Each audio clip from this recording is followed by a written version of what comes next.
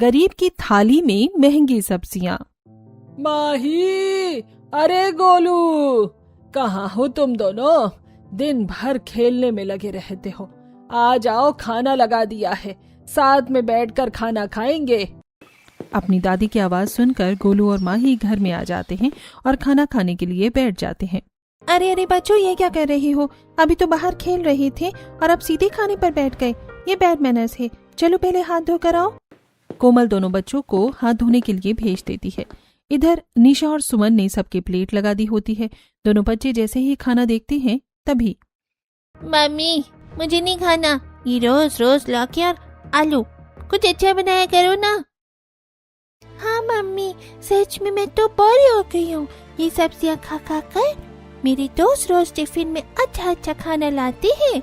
उनकी mummy sandwich, noodles, मटर पनीर और न जाने क्या क्या बनाती है, और आप लोग बस लौकी, भिंडी, कद्दू ही बनाते रहते हो। दोनों बच्चों की बात सुनकर पूरा परिवार परेशान हो जाता है, क्योंकि एक मिडिल क्लास घर के लिए इतना बड़ा परिवार चलाना और महंगी सब्जियां खरीदना लगभग नामुमकिन था।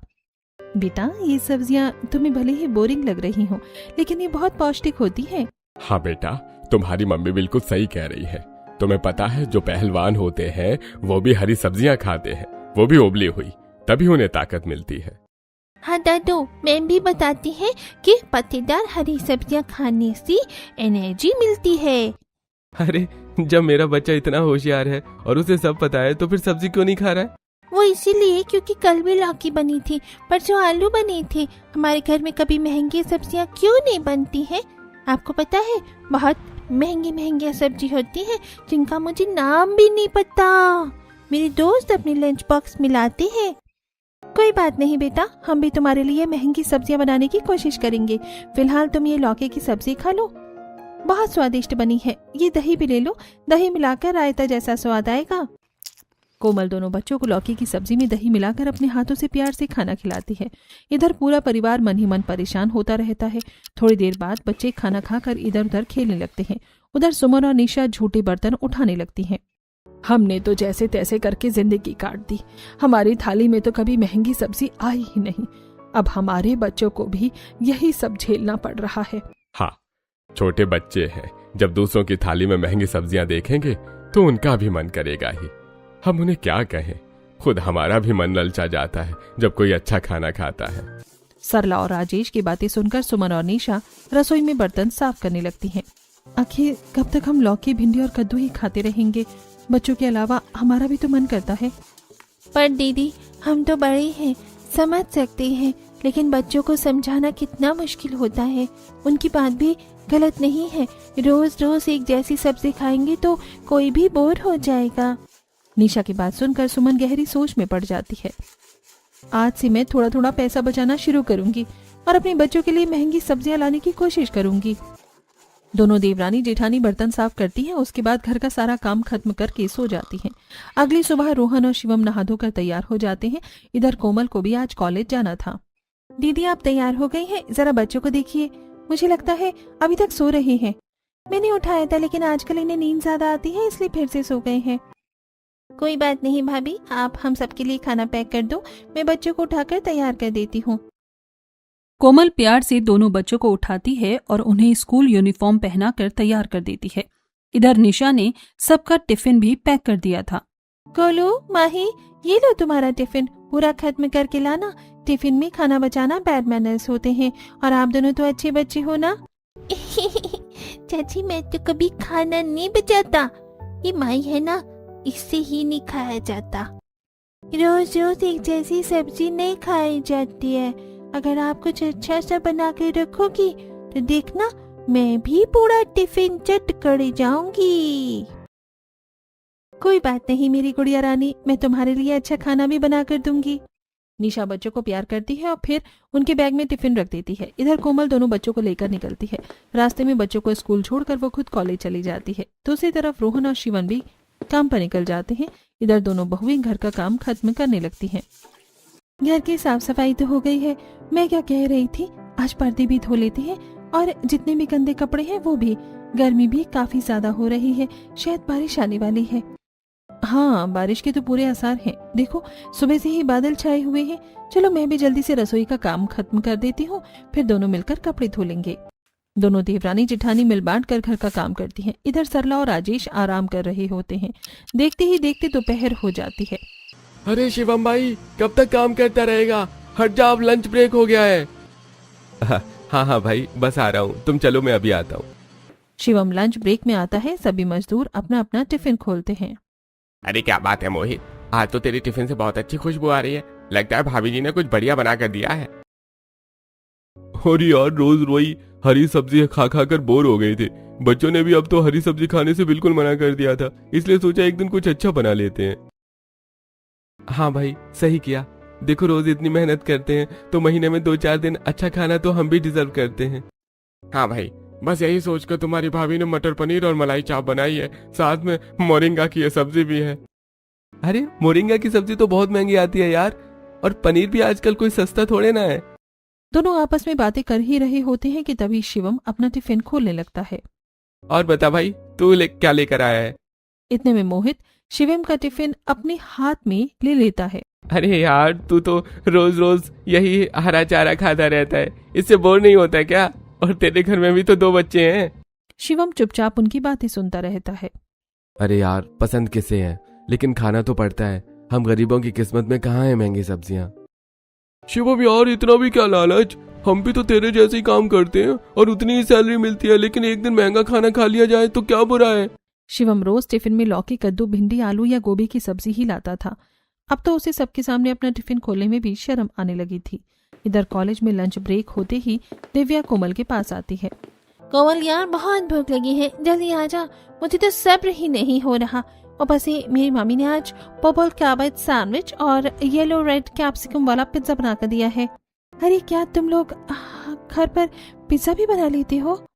उसमें क्या है, पिज्जा बेस रेडीमेड ले आते हैं, फिर ऊपर चीज वगैरह डालकर ओवन में बेक कर देते हैं। मेरी मम्मी को सब आता है। चलो बढ़िया है, तुम्हारी तो मजे है, घर पर ही पिज्जा खाने को मिल जाता है। दोनों सहेलियां बातें करते हुए कैफेटेरिया में आ जाती हैं। दिव्या बड़े उत्साह से अपना लंच बॉक्स खोलती है, जिसमें से स्वादिष्ट खुशबू आने लगती है। दूसरी तरफ कोमल अपना टिफिन खोलने में झिझक रही होती है। अरे तू टिफिन क्यों नहीं खोल रही है? मुझे इतनी भूख लगी है और तू है कि चीटी की चाल चल रही है। बस खोल ही रही हो, मुझे इतनी खास भूख नहीं है। जैसे ही कोमल अपना टिफिन खोलती है, उसमें लौकी और भिंडी की सब्जी होती है। अरे यार, तू रोज यही हरा चारा खाकर कॉलेज जाती है क्या? तो ये रोज रोज लौकी और भिंडी कैसे खा लेती है? मुझे तो बिल्कुल भी पसंद नहीं है। अरे ये तो मेरी फेवरेट है, मैं तो रोज बोल बोल कर घर पर ही बनवाया करती हूँ। कोमल की बात सुनकर दिव्या चुप हो जाती है। काश मैं इसे बता पाती कि हमारे घर में एक भी दिन महंगी सब्जी नहीं बनती। हमारा तो पूरा जीवन लौकी, कद्दू और भिंडी खाते खाते ही निकल गया। अब तो ना चाहते हुए भी यही हमारी पसंद बन गई है। थोड़ी देर बाद दोनों लंच करके वापस क्लास अटेंड करने लगती हैं। फिर 3 बजे कॉलेज की छुट्टी हो जाती है। कोमल दोनों बच्चों को स्कूल से लेकर घर आ जाती है। इसी तरह दिन बीतने लगते हैं। एक दिन घर पर पिंकी पड़ोसन आती है। अरे ओ सरला, क्या कर रही हो बहन? आजकल तो पूरा दिन घर में ही रहती हो, तबीयत तो ठीक है ना? क्या बताऊं बहन, घुटनों में इतना ज्यादा दर्द हो रहा है कि चला ही नहीं जाता। हाय राम, मन तो मेरा भी करता है। परसों पूनम आई थी, उनके घर कान्हा जी का कीर्तन था, लेकिन क्या ही करूं, इन घुटनों से चला ही नहीं जा रहा। अरे लापरवाही करेगी तो घुटने का दर्द तो बढ़ेगा ही। किसी अच्छे डॉक्टर को दिखा ले। हाँ बहन, अब तो दिखाना ही पड़ेगा, दर्द दिन ब दिन बढ़ता ही जा रहा है। दोनों पड़ोसन आपस में बातें कर रही होती हैं, तभी आसमान में बादल गरजने लगते हैं। निशा, सुमन, कहाँ हो तुम दोनों? देखो छत पर कपड़े तो नहीं सूख रहे, बारिश आने वाली है, और बाहर का सारा सामान भी अंदर रख देना। सरला की बात सुनकर निशा छत से कपड़े उतारने चली जाती है। इधर सुमन आंगन का सारा सामान समेटकर अंदर रख देती है। लगता है आज तो बारिश पक्की है, मैं भी कुछ चटपटा बनाकर खाऊंगी। अच्छा चलती हूँ सरला बहन। इतना कहकर पिंकी वहां से चली जाती है। थोड़ी ही देर में बारिश भी शुरू हो जाती है। शिवम और रोहन भीगते हुए घर पहुंचते हैं। अच्छी अच्छी अच्छी। अरे बेटा, जल्दी से ये भीगे हुए कपड़े बदल लो, देखो जुकाम हो गया है। ये गर्मी की बारिश ऐसी ही होती है। अभी थोड़ी देर पहले गर्मी थी और अब बारिश हो गई। सर्दी जुकाम तो होगा ही। सुमन बहू, जरा अदरक और इलायची डालकर कड़क चाय बना दे इन दोनों के लिए। सुमन रसोई में काम कर रही होती है, वहीं से आवाज लगाकर जवाब देती है, हाँ माँ जी, अभी बनाती हूँ। इतने में कोमल अपने कमरे से बाहर आती है। किसने पकौड़े बनाए हैं? कितनी अच्छी खुशबू आ रही है। इस खुशबू से तो मेरा भी पकौड़े खाने का मन कर गया। अरे पकौड़ों की बात से याद आया यार, मेरा तो पनीर के पकौड़े खाने का बहुत मन कर रहा है। कोई मुझे पनीर के पकौड़े खिला दो। क्या आप भी बच्चों की तरह जिद कर रहे हो? और थोड़ा धीरे बोलो, बच्चे सुन लेंगे तो वो भी जिद करने लगेंगे। रोहन चुपचाप अपने पापा के पास जाकर बैठ जाता है। अरे भाई पता नहीं है इतनी महंगाई और गरीबी हमें कब जीने देगी। बताओ, हम पनीर के पकौड़े बनाने से पहले भी 100 बार सोचते हैं। आखिर कब तक हमारे साथ ऐसा ही होता रहेगा। अपने ससुर की बात सुनकर दोनों बहुएं भावुक हो जाती हैं। तभी निशा कहती है, अरे कोई बात नहीं, पकौड़े तो पकौड़े ही होते हैं। भले हम पनीर के पकौड़े ना बना पाए, लेकिन आलू प्याज के पकौड़े तो बना सकते हैं। अब बस मुझे 10 मिनट दीजिए, मैं अभी कड़क चाय के साथ चटपटे पकौड़े बना कर लाती हूँ। हाँ, ये सही रहेगा। बच्चों का भी मन थोड़ा बदल जाएगा, वरना रोज रोज एक जैसी सब्जी खाकर उनका भी मन भर गया है। दोनों देवरानी जिठानी रसोई में जाकर पकौड़े बनाने की तैयारी करने लगती हैं। एक तरफ निशा प्याज छीलती है तो दूसरी तरफ सुमन आलू काट कर रख देती है। सब्जियां तो कट गई, इसमें हरा धनिया भी डाल लेते हैं, जरा और अच्छा स्वाद आएगा। निशा हरा धनिया काटती है, इधर सुमन बेसन छान कर सारी सब्जियां मिलाकर घोल तैयार करती है। निशा कढ़ाई में तेल चढ़ा देती है। थोड़ी ही देर में दोनों बहुएं गर्मा गर्म पकौड़े निकालने लगती हैं। चलो, मैं सबको गर्मा गर्म पकौड़े सर्व कर देती हूँ। आप लोग भी जल्दी आ जाओ, सब साथ बैठकर खाएंगे। सरला का परिवार भले ही मिडिल क्लास था, घर में महंगी सब्जियां नहीं बनती थी, लेकिन सभी लोग मिल बांट कर प्यार से रहते थे। कोमल सबको चाय और पकौड़े परोस देती है। इधर दोनों बहुएं भी अपना काम समय से खत्म करके बाहर से आ जाती हैं। कोमल उन्हें भी चाय डालकर दे देती है। सभी प्यार से बैठकर पकौड़ों का आनंद लेने लगते हैं। मम्मी यमी, आज तो मजा ही आ गया। मम्मी, आपने तो बहुत अच्छे पकौड़े बनाए हैं। हाँ हाँ, बहुत चटपटी बनी है, और बारिश के मौसम में तो इनका स्वाद और भी दोगुना हो गया है। गोलू की बात सुनकर सभी हंसने लगते हैं। थोड़ी देर बाद सभी अपना अपना काम खत्म करके आराम करने लगते हैं। इसी तरह दिन बीतते रहते हैं। एक दिन बाहर सब्जी वाला आता है। निशा बहू, जरा देखो तो, बाहर सब्जी वाला आया है। आलू प्याज टमाटर सब खत्म हो गए हैं, ले लेना, वरना फिर बाजार जाना पड़ेगा। सरला की बात सुनकर निशा बाहर आ जाती है, लेकिन सब्जी वाला थोड़ी दूर दूसरी कॉलोनी की तरफ खड़ा होता है, इसलिए वो वहीं चली जाती है। भैया, आलू प्याज टमाटर और भिंडी लौकी दे देना। अरे बहन जी, लगता है आप दूसरी कॉलोनी से हो। तो क्या हुआ, दूसरी कॉलोनी वाले भी तो सब्जी ही खाते हैं। आप इधर सब्जी बेचने आए हो और मुझे जरूरत थी, इसलिए मैंने लेने आ गई। नहीं नहीं बहन जी, वो बात नहीं है। मेरे पास ये सस्ती सब्जियां नहीं है। मेरे पास तो मोरिंगा, पर्पल कैबेज, लाल शिमला मिर्च, पीली शिमला मिर्च, ट्रफल, ब्रोकली और जुकीनी, मशरूम जैसी सब्जियां हैं। सब्जी वाला इतनी सारी सब्जियों के नाम लेता है, जिसमें से निशा को मुश्किल से 1-2 के नाम ही समझ आते हैं। अरे भैया, सब्जियों के नाम पहले बता रहे हो या हमें अंग्रेजी पढ़ा रहे हो? मुझे तो कुछ समझ ही नहीं आया। मैंने तो आज तक इन सब्जियों के नाम भी नहीं सुने हैं। तभी वहां पूनम आ जाती है। अरे निशा, तुमने कहाँ देखी और सुनी होंगी ये सब्जियां?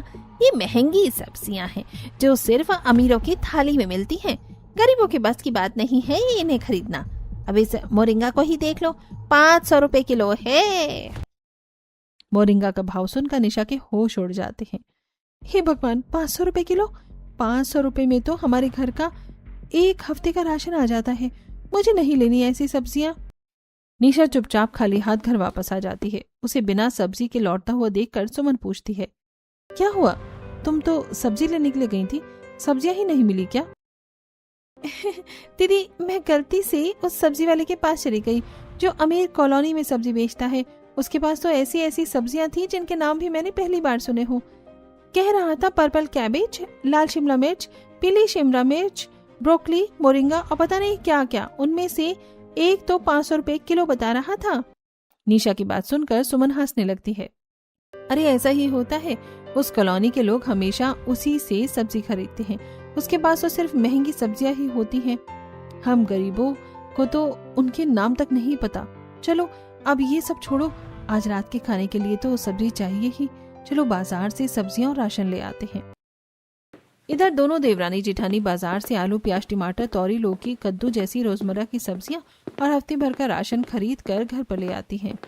इसी तरह दिन बीतते रहते हैं। एक दिन रोहन काम से बहुत परेशान होकर घर लौटता है। रोहन को देखकर राजेश कहता है, क्या हुआ बेटा, तेरा चेहरा इतना उतरा हुआ क्यों है? पापा, जिस फैक्ट्री में मैं काम कर रहा था वो कुछ दिनों के लिए बंद कर दी गई है। अरे इतनी बड़ी फैक्ट्री में ऐसे कैसे बंद कर दिया? कुछ हुआ ही होगा। पिछले कुछ महीनों से फैक्ट्री में लगातार नुकसान हो रहा था। मालिक बहुत कोशिश कर रहा था कि काम चलता रहे, लेकिन पता नहीं क्या हुआ, आखिरकार फैक्ट्री बंद करनी पड़ गई। तो बेटा अब तो क्या करेगा? अब तो दूसरा काम ढूंढना पड़ेगा।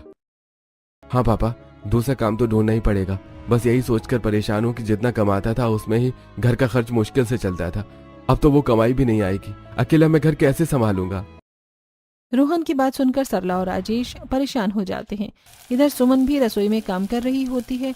वो सब सुन लेती है और बाहर आ जाती है। कोई बात नहीं भाभी, नौकरी चली गई तो क्या हुआ, दूसरा काम मिल जाएगा, आप ऐसे परेशान मत होइए। चलिए पहले हाथ मुंह धो लीजिए, मैंने सबके लिए खाना बना दिया है। सुमन की बातों से रोहन को थोड़ी हिम्मत मिलती है। वो हाथ मुंह धोकर आता है और फिर पूरा परिवार साथ बैठकर खाना खाता है। इसी तरह दिन बीतने लगते हैं। रोहन रोज नए काम की तलाश में जाता है, लेकिन उसे कोई काम नहीं मिलता। उधर आज राजेश की तबीयत भी कुछ खराब है और सरला के घुटनों का दर्द भी बढ़ गया है। हे भगवान, इन घुटनों की वजह से मैं तो अब बैठना उठना भी मुश्किल हो चुका है। एक एक कदम चलाना भारी पड़ रहा है। मम्मी क्या हुआ? मैंने आपको कितनी बार कहा है कि मेरे साथ डॉक्टर के पास चलो, दवा ले आएंगे, लेकिन आप मेरी बात ही नहीं मानती। अरे बेटा, तेरी बात कैसे मानूं? तू अकेला क्या करेगा? अगर सारे पैसे दवाइयों में ही खर्च हो गए तो हम खाएंगे क्या? सरला की बात सुनकर शिवम भावुक हो जाता है। इधर रोहन को भी बहुत बुरा लगता है। उधर दोनों बहुएं रसोई में काम कर रही होती हैं। दीदी, घर के हालात दिन ब दिन बिगड़ते ही जा रहे हैं, अब हमें ही कुछ करना पड़ेगा। हाँ, मैं भी यही सोच रही थी। मैंने थोड़ा थोड़ा करके कुछ पैसे बचाए थे। जब बच्चे महंगी सब्जी खाने की जिद करते थे तब मैंने सोचा था एक दिन पूरे परिवार को महंगी सब्जी खिलाऊंगी। हाँ दीदी, मैंने भी कुछ बचत की थी, लेकिन महंगी सब्जी खाकर भी खुशी तभी मिलेगी जब हमारे परिवार स्वस्थ और एक साथ होगा। हाँ, तुम बिल्कुल सही कह रही हो। दोनों अपने अपने कमरे में जाती हैं और इतने दिनों से महंगी सब्जी खिलाने के लिए जो पैसे बचाकर उन्होंने रखे थे उन्हें लेकर अपने सास ससुर के पास आती हैं। मम्मी जी, ये मेरे पास कुछ पैसे थे जो मैंने महंगी सब्जियां खरीदने के लिए बचाए थे, लेकिन इस समय आपकी दवाइयों से ज्यादा जरूरी कुछ भी नहीं है। हाँ पापा जी, आप भी अपनी दवा ले आइए, हम आपको इस तरह परेशान नहीं देख सकते। दोनों बहुएं अपने सारे बचाए हुए पैसे सास ससुर को दे देती हैं। ये देखकर दोनों बेटे भावुक हो जाते हैं। अच्छे बुरे दिन तो हर इंसान की जिंदगी में आते रहते हैं, लेकिन हमारी बहुएं बहुत अच्छी हैं। इससे बड़ी खुशी हमारे लिए और क्या हो सकती है। हाँ पापा, आप बिल्कुल सही कह रहे हैं। अच्छा, आप भैया के साथ डॉक्टर के पास चले जाइए, मैं काम की तलाश में निकलता हूँ। रोहन अपने माता पिता को डॉक्टर के पास लेकर जाता है। इधर शिवम काम की तलाश में निकल जाता है। इसी तरह कुछ दिन और बीत जाते हैं। एक दिन रोहन बाजार में सब्जी लेने जाता है, तभी उसकी मुलाकात अंकित से होती है। अरे वही कहाँ रहता है आजकल? आजकल तो तू दिखाई नहीं देता। कुछ नहीं भाई, तुझे तो पता ही है कि फैक्ट्री बंद हो गई है। अब मेरे पास कोई काम नहीं है। रोज नए काम की तलाश में निकलता हूँ, लेकिन कहीं काम नहीं मिल रहा है। अरे मेरी नजर में एक काम है और वो तेरे लिए बिल्कुल सही रहेगा। अरे भाई, अगर ऐसा हो जाए तो तेरा बहुत एहसान होगा। अरे तो दोस्ती में ऐसा कैसा एहसान? देख, मेरा एक जानकार है, उसके पास बहुत सारे खेत हैं। फिलहाल वो नई तरह की सब्जियां उगाने का प्रयोग कर रहा है। अगर काम अच्छा चला ना तो आगे और भी बड़े स्तर पर खेती करेगा। यार, सब्जी तो इतनी सस्ती बिकती है, इस काम में कितना ही बच जाएगा। अरे भाई, तू अभी अंदाजा मत लगा। वो बहुत अमीर आदमी है और काम करने का उसका तरीका भी बिल्कुल अलग है। चल मैं तुझे उससे मिलवाता हूँ। अंकित रोहन को लेकर धनीराम के पास जाता है। धनीराम उसे काम के बारे में विस्तार से बताता है। ठीक है, फिर मैं कल से ही काम पर आ जाऊंगा। ठीक है बेटा, तुम्हारी मेहनत और हमारा पैसा दोनों मिलकर जरूर रंग लाएंगे। धनीराम का स्वभाव रोहन को बहुत अच्छा लगता है। वो खुश होकर घर लौटता है। क्या बात है भैया, लगता है आपको काम मिल गया। आपके चेहरे की खुशी सब बता रही है। हाँ हाँ, तू तो जादूगरनी है, सब कुछ पहचान लेती है। रोहन की बात सुनकर सब हंसने लगते हैं। फिर रोहन सबको पूरी बात बताता है। दरअसल हमारे घर से कुछ दूर एक जमींदार है। उसके यहाँ सब्जियों का काम है, सब्जियां उगानी है और उनकी देखभाल करनी है, वही मुझे काम मिल गया है। चलो भाई, खाली रहने से तो अच्छा है कि काम मिल गया, घर में 4 पैसे भी आ जाएंगे। रोहन को फिर से काम मिल जाता है, जिससे पूरे घर में खुशी का माहौल बन जाता है। इधर सुमन और निशा सबके लिए खाना बनाती हैं और पूरा परिवार साथ बैठकर भोजन करता है। अगले दिन से रोहन भी काम पर जाना शुरू कर देता है। इसी तरह दिन बीतने लगते हैं। एक दिन सरला और राजेश आपस में बैठकर बातें कर रहे होते हैं। अरे देखो तो, बारिश की वजह से हर जगह ये सांप की छतरी निकल आई है। बचपन में जब रोहन और शिवम छोटे थे तो इनके साथ कितना खेला करते थे। हाँ भाई, ऐसी चीजें देखकर इनके बचपन की यादें ताजा हो जाती हैं। लेकिन तुम्हें पता है, इनके जैसी एक सब्जी भी होती है। सब्जी? इनके जैसी कौन सी सब्जी होती है? अरे उसे मशरूम कहते हैं। बहुत महंगी मिलती है। एक बार मैं अपने दोस्त के घर गया था, तब खाई थी। खाने में बहुत स्वादिष्ट होती है। याद करके मेरा तो फिर से खाने का मन कर रहा है। बस बस, ख्यालों से बाहर आ जाओ। इस घर में तो आपको आलू गोभी ही मिलेगी। सुमन और निशा अपने सास ससुर की बातें सुन लेती हैं। आज तो मैं मम्मी पापा की पसंद की सब्जी लेकर ही रहूंगी। दोनों देवरानी जेठानी बाजार जाती हैं और एक महंगी सब्जियों की दुकान पर रुकती हैं। भैया, ये मशरूम कितने का दिया है? बहन जी, मशरूम 500 रुपए के 250 ग्राम है। मशरूम का भाव सुनकर सुमन हैरान रह जाती है। दीदी, यहाँ से चलो, ये हमारे बस की बात नहीं है। 250 ग्राम से होगा भी क्या? हमारा इतना बड़ा परिवार है और ऊपर से 500 रुपए तो हमारे पास पूरे भी नहीं है। हाँ, तुम ठीक कह रही हो, चलो दूसरी सब्जियां ही ले लेते हैं। आज भी पैसों की वजह से सुमन महंगी सब्जियां नहीं खरीद पाती। दोनों लौकी, तोरी, प्याज और टमाटर लेकर घर लौट आती हैं। इसी तरह दिन बीतने लगते हैं। उधर धनीराम अपने खेतों में रोहन से तरह तरह की महंगी सब्जियां उगवाता है और धीरे धीरे सारी फसल अच्छी तरह तैयार होने लगती है। सुमन, तुम्हें पता है, धनीराम जी ने खेतों में ऐसी ऐसी सब्जियां लगवाई हैं जिनके नाम भी मैंने पहली बार सुने हैं। अच्छा, कौन कौन सी सब्जियां? अरे पता नहीं क्या क्या, baby corn, white mushroom, asparagus, artichoke, truffle, रंगीन शिमला मिर्च, चेरी टमाटर, जामुनी रंग की बंद गोभी और भी बहुत सारी।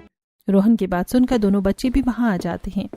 पापा, फिर जब सब्जियां बड़ी हो जाएंगी तो आप हमारे लिए भी लेकर आओगे ना? हाँ हाँ, हमारे घर में भी अच्छी अच्छी सब्जियां बनेंगी। मेरे जो दोस्त मुझे चिढ़ाते हैं, मैं उन्हें दिखाऊंगी कि देखो, मेरी थाली में भी महंगी सब्जियां हैं। बच्चों की बात सुनकर सब लोग हंसने लगते हैं। कुछ दिन बाद धनीराम की सब्जियां पूरी तरह तैयार हो जाती हैं। रोहन उन्हें तोड़कर मंडी पहुंचता है। शाम को जब वो सब्जियां बेचकर लौटता है तो कुछ सब्जियां बच जाती हैं। रोहन, इसमें से कुछ सब्जियां तुम घर ले जाना, तुम्हारे काम आ जाएंगी। ये सुनकर रोहन बहुत खुश हो जाता है। वो मशरूम, रंगीन शिमला मिर्च और चेरी टमाटर लेकर घर पहुंचता है और सुमन को देता है। अरे ये क्या, आज तो हमारे घर में भी महंगी सब्जियां आ ही गईं। अरे हाँ, वही भगवान के घर देर है अंधेर नहीं। हम लगता है हमारे भी अच्छे दिन आ गए हैं। रोहन की बात सुनकर पूरा परिवार खुश हो जाता है। इधर दोनों बहुएं बड़े प्यार से महंगी सब्जी बनाती हैं। थोड़ी देर बाद सभी लोग खाना खाने बैठते हैं।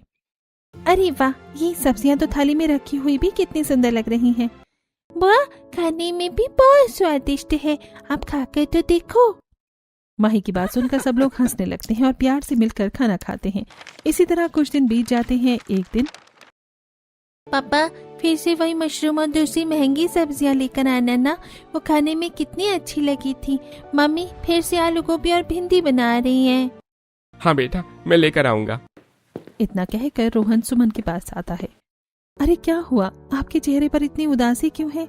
धनीराम जी, यहाँ बहुत कम सब्जियां बचती हैं। जो बचती हैं वो अपने घर ले जाते हैं। ऊपर से इतनी महंगी सब्जियां किसी को रोज रोज मुफ्त में थोड़ी मिलती हैं। हाँ, ये तो सही बात है। सच में वो सारी सब्जी बहुत महंगी होती हैं। और बच्चे अब रोज वही सब्जी खाने की जिद कर रहे हैं। बताओ उन्हें कैसे समझाऊं? कोई बात नहीं, बच्चे हैं, मैं उन्हें समझा दूंगी। हर बार की तरह सुमन रोहन का मन हल्का कर देती है। इसी तरह दिन बीतते रहते हैं। एक दिन दोनों बच्चे फिर महंगी सब्जियां खाने की जिद करने लगते हैं। दीदी, जब खेतों में जेठ जी महंगी सब्जियां उगा ही रहे हैं, तो हमारे घर के पास जो खाली जमीन पड़ी है उसमें हम भी क्यों ना सब्जियां उगाएं? हाँ, तुम भी बिल्कुल सही कह रही हो। बीज की बात मैं रोहन से कर लूंगी। या तो वो बीज ले आएंगे या पौधे, फिर हमारे घर में भी महंगी सब्जियां उगेंगी। कितना मजा आएगा। दोनों बहुएं बहुत खुश हो जाती हैं और परिवार के सामने अपना आइडिया रखती हैं। अरे भाई, दिन में सपने देखना बंद करो। वो बहुत महंगी सब्जियां हैं, उनके लिए महंगी खाद और दवाइयां लगती होंगी। अगर उन्हें उगाना इतना आसान होता तो हर कोई उगा लेता। मम्मी, सब्जियां महंगी जरूर हैं, लेकिन जरूरी नहीं कि उनकी खाद भी महंगी हो। वैसे भी ऑर्गेनिक खाद तो हम घर पर ही बना सकते हैं। ये सुनकर निशा हैरानी से पूछती है, ऑर्गेनिक खाद घर पर कैसे बन सकती है? अरे भाभी, बहुत आसान है। घर में जितने भी फल और सब्जियों के छिलके निकलते हैं उन्हें एक बाल्टी में डालकर पानी भर दो और ढककर 8-10 दिन के लिए छोड़ दो। फिर उस पानी को छानकर पौधों में डाल देना, वही खाद की तरह काम करेगा। बस फिर तो हम अपनी काम को जरूर अंजाम देंगे। तुम लोग बिना वजह परेशान हो रही हो। बहुत मेहनत करनी पड़ती है, वह न जाने कितनी तरह की दवाइयाँ और कीटनाशक डालते हैं वो। भाभी, आप लोग घर का काम ही कर लो, बेकार में अपने लिए काम क्यों बढ़ा रही हो? पूरे घर वाले एक तरफ होते हैं और तीनों ननंद भाभी एक तरफ, लेकिन तीनों किसी की भी बात नहीं मानती। अगली सुबह तीनों घर का काम जल्दी जल्दी खत्म करके घर के बाहर पड़ी खाली जमीन को साफ करने लगती हैं।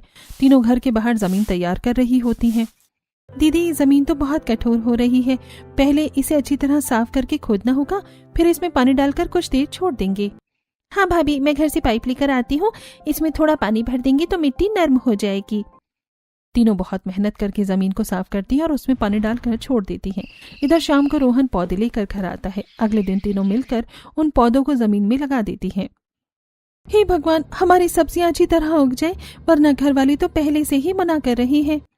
भगवान किसी की मेहनत बेकार नहीं जाने देता। तुम देखना, हमें भी अपनी मेहनत का फल जरूर मिलेगा।